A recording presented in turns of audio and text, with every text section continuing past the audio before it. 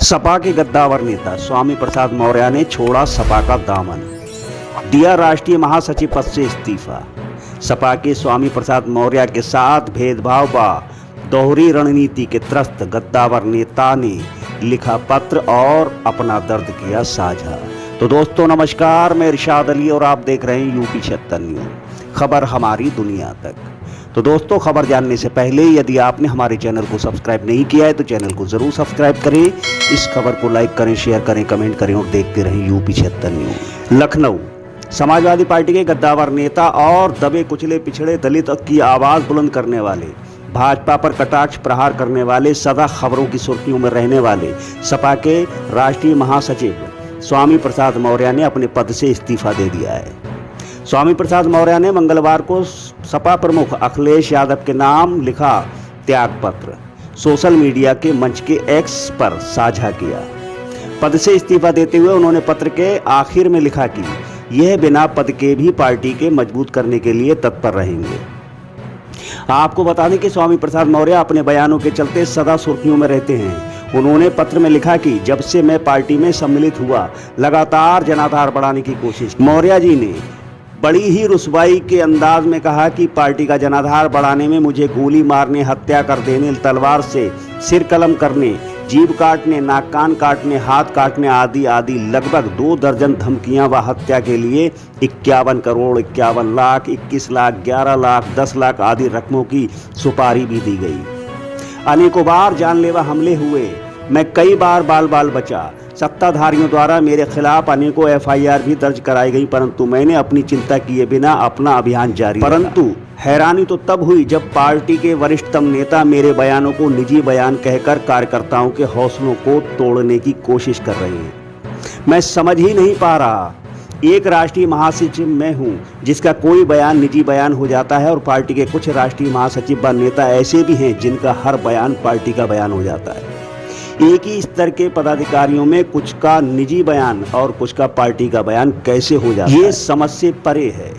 और दूसरी हैरानी ये है कि मेरे प्रयास से आदिवासी दलितों पिछड़ों का रुझान सपा की ओर बढ़ा है। बढ़ा हुआ जनाधार पार्टी का और जनाधार बढ़ाने का प्रयास वक्तव्य पार्टी का ना होकर निजी कैसे? यदि राष्ट्रीय महासचिव पद में भी भेदभाव है तो मैं समझता हूं ऐसे भेदभावपूर्ण महत्वहीन पद पर बने रहने का कोई औचित्य नहीं है। इसलिए समाजवादी पार्टी के राष्ट्रीय महासचिव पद से मैं त्याग पत्र देता हूं। इस्तीफे के बाद स्वामी प्रसाद मौर्य ने प्रेस वार्ता में कहा, मैं अपने पद से इस्तीफा दे दिया, महासचिव पद से। इधर से पूछिए सर, क्या सामने देख के बोलती है क्या मैसेज है? इसमें कोई दो राय नहीं कि मैंने समाजवादी पार्टी के राष्ट्रीय महासचिव पद से अपना इस्तीफा का पत्र राष्ट्रीय अध्यक्ष अखिलेश यादव जी के पास भेज दिया है, क्योंकि जब से मैं समाजवादी पार्टी में आया हूं निरंतर पार्टी का जनाधार बढ़ाने के लिए काम कर रहा हूं और हमारी कोशिश रही है कि पूरे आदिवासी दलित और पिछड़े अल्पसंख्यक समाज को एक प्लेटफॉर्म पर खड़ा कर यथास्थितिवादी ताकतों को मुंहतोड़ जवाब दिया जाए। लेकिन हैरानी तब होती है कि जिस पार्टी का जनाधार में बढ़ाने में लगा हूं उसी पार्टी के कुछ छुटभैये नेता और कुछ बड़े नेता उसकी हवा निकालने की कोशिश करते हैं,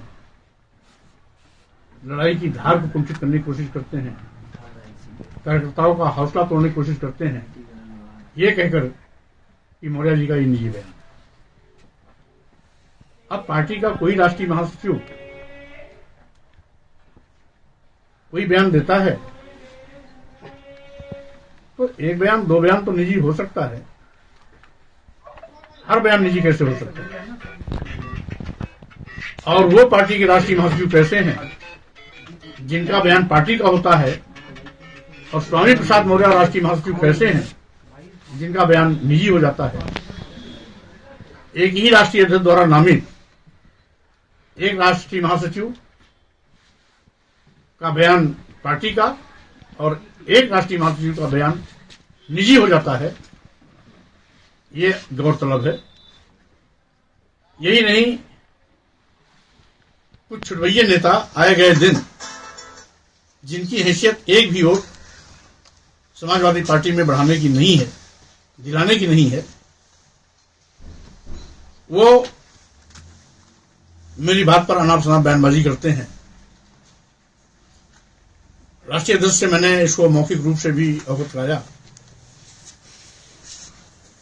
और कल इसी बात पर एतराज रखते हुए मैंने इस्तीफा पत्र भी सौंपा। अब गेंद राष्ट्रीय अध्यक्ष के पाले में है, क्योंकि मैंने बहुजन समाज के सम्मान स्वाभिमान की लड़ाई आज से नहीं, शुरुआती दौर से लड़ी है। इस अभियान को आगे भी जारी रखूंगा। आज जिस तरीके से एससी, एसटी, ओबीसी के आरक्षण के साथ खिलवाड़ हो रहा है, दलितों, आदिवासियों, पिछड़ों, अकलियत समाज पर बड़े पैमाने पर जनजातीय अत्याचार हो रही है।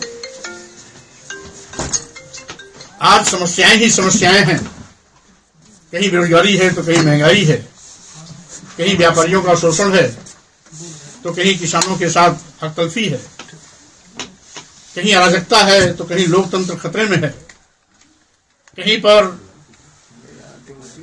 देश को कुछ लोग बेचने की तैयारी कर चुके हैं तो कहीं पर संविधान के लोग धज्जियां उड़ा रहे हैं। लेकिन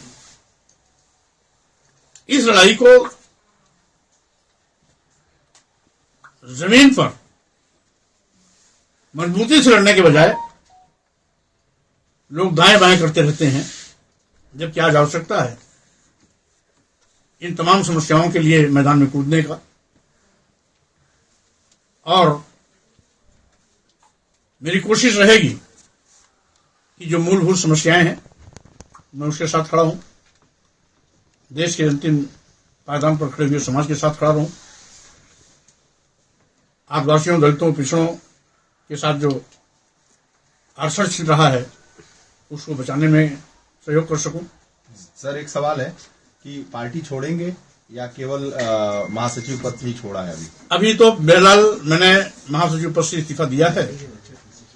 अब गेंद राष्ट्रीय अध्यक्ष जी के पाले में है।